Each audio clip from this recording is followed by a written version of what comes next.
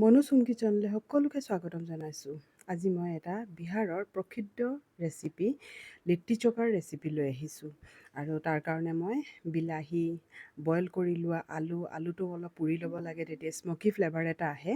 আৰু নহৰু কেইটামান মই এই ধৰণে দি দিছোঁ আৰু জলকীয়া দুটা দি দিছোঁ। এইখিনি ভালকৈ মই পুৰি ল'ম। এতিয়া লৈছোঁ মই আটাৰেই বনাম। এতিয়া আটা 1.5 কাপমান মই লৈছোঁ আৰু ইয়াত মই অলপ নিমখ দিছোঁ আৰু ঘিউ দিছোঁ। এইটো কিন্তু গৰু ঘিউৰেই বনায়। ইয়াত তেল আপোনালোকে ব্যৱহাৰ নকৰিব। গৰু ঘিউৰে বহুত ধুনীয়া টেষ্ট হয়। আৰু ইয়াত মই গৰু ঘিউ দি পেলাই খুব ভালকৈ এটা ময়ন দিম। যেতিয়া অলপ ইয়াত হালধি দিছোঁ, এইটো অপশ্যনেল হয়। মই দিছোঁ অলপ হালধি আৰু আজৱাইন কেইটামান দি পেলাই এইখিনি একেবাৰে টাইট এটা মানে মঠিব লাগিব, কাৰণ বেছি ঢিলা হৈ গ'লে পিছত আমি যেতিয়া ষ্টিম কৰিম তেতিয়া চেপেটা হৈ যাব। আৰু এতিয়া পূৰা টাইট দেখিছে নহয়, ডটোৰ কনচিষ্টেঞ্চি পূৰা টাইট হয়। আৰু এতিয়া মই 20 মিনিটৰ কাৰণে অলপ ৰেষ্টত থৈ দিম আৰু এইখিনি মই অলপ লুটিয়াই মেলি দিম। আৰু আলুটো বইল কৰিহে দিব।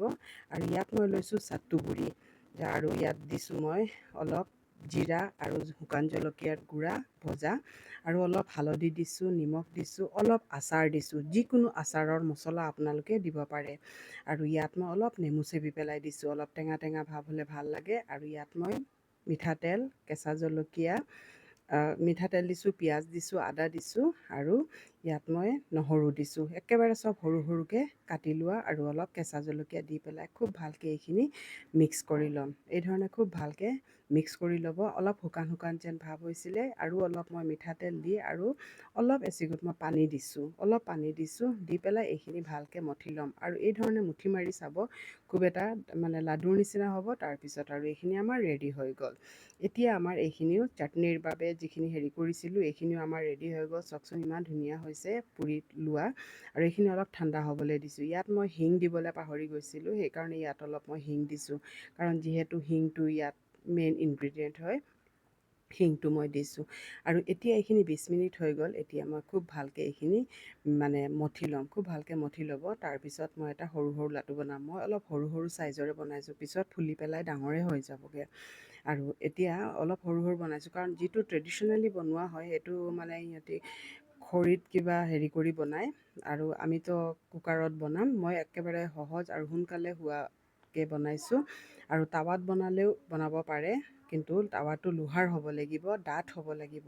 আৰু এতিয়া মই ভিতৰত এই পেষ্টখিনি সুমুৱাই এই ধৰণে চাওক এটা লাডু ফৰ্ম বনাই পেলাই আৰু পূৰা অলপ চেপেটা কৰি দিছোঁ। একচুৱেলি এইটো গোল গোল হয়, কিন্তু গোল গোল আমি দিলে ইমান ভালকৈ হয়তো নিসিজিব পাৰে। সেইকাৰণে মই অলপ চেপেটাকৈ কৰি দিছোঁ। এয়া চাওক গোটেইখিনি আমাৰ ৰেডি হৈ গ'ল।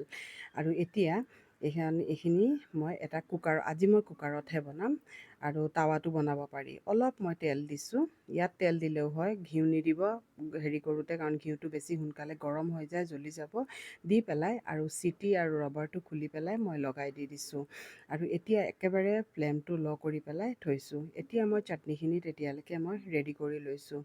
গোটেইখিনি বাকলিখিনি মই এৰুৱাই ল'লোঁ। এতিয়া এখন মেছাৰত দি পেলাই খুব ভালকৈ চাটনিখিনি, ইয়াত একচুৱেলি বেঙেনা পৰে, আজি মোৰ বেঙেনা নাছিলে কাৰণে সেইকাৰণে মই এই ধৰণে চাটনিটো বনাইছোঁ। নিমখ দিছোঁ, কেঁচা জলকীয়া, পিঁয়াজ দিছোঁ, কেঁচা জলকীয়া দিছোঁ, দি পেলাই মই চাটনিখিনি ভালকৈ মিক্স কৰি লৈছোঁ। এয়া আমাৰ লিট্টিৰ চোখা ৰেডি হৈ গ'ল। দেখিছে নহয় ইমান সহজ হয়। আৰু অলপ তাৰ ওপৰৰ পৰা নেমু ৰস অলপ দি দিছোঁ, তেতিয়া অলপ টেঙা টেঙাও ভাৱ হ'ব, খাবলৈও খুব ভাল লাগিব। আৰু এতিয়া এইখিনি মই আকৌ চেক কৰিছোঁ, মই 5 মিনিট পিছত চেক কৰিছোঁ। আৰু এতিয়া মই অলপ লুটিয়াই দিম। দেখিছে নহয় ফুলি পেলাই অলপ ডাঙৰ ডাঙৰ চাইজ হৈ গৈছেগৈ। আৰু এইখিনি মই এই ধৰণে লুটিয়াই দিছোঁ। লুটিয়াই পেলাই মই আকৌ কুকাৰটো ঢাকি পেলাই থৈ দিম। আৰু এতিয়া কুকাৰটো ঢাকি পেলাই মানে অলপ দেৰি 20 মিনিটমান থ'ম। তাৰপিছত আকৌ মই খুলি পেলাই এয়া চাওঁ, চাওকচোন কিমান ধুনীয়া এটা কালাৰ হৈছে। এতিয়া মই নমাই পেলাই আৰু এই স্মকি ফ্লেভাৰৰ কাৰণে মই আকৌ ইয়াত গেছত আকৌ ছাইডবোৰ পুৰি ল'ম, কাৰণ ছাইডবোৰ যিহেতু আমাৰ হেৰি হোৱা নাই, মানে পোৰাৰ নিচিনা হোৱা নাই, সেইকাৰণে মই ছাইডবোৰো পুৰি ল'ম। আৰু এই ধৰণে মই গোটেইখিনি ভালকৈ পুৰি লৈছোঁ। তাৰপিছত ইয়াত এটা মানে প্লেটত মই থ'ম। আৰু যিহেতু ইয়াত অলপ গৰু ঘিউ দিব লাগে, গৰু ঘিউ দি পেলাই এইখিনি একচুৱেলি এটা বাতিত গৰু ঘিউ লৈ পেলাই এইটো ডুবাই থৈ দিব লাগে অলপ দেৰি, তাৰপিছতহে খাব লাগে।